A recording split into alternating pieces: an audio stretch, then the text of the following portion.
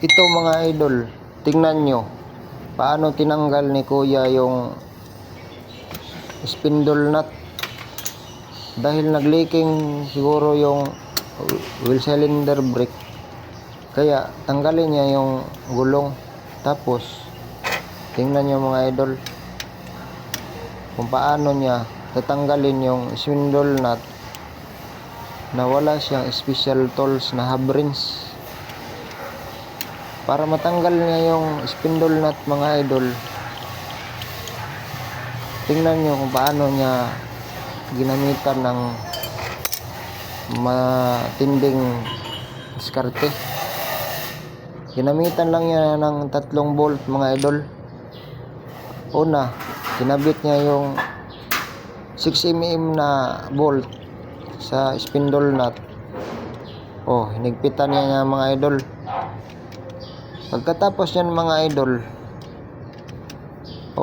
hinigpitan na. Pagkatapos niyan, may isa pang bolt, 3 yung bolt pinakita niya Ang isang bolt na axle bolt ikinabit niya sa brake drum.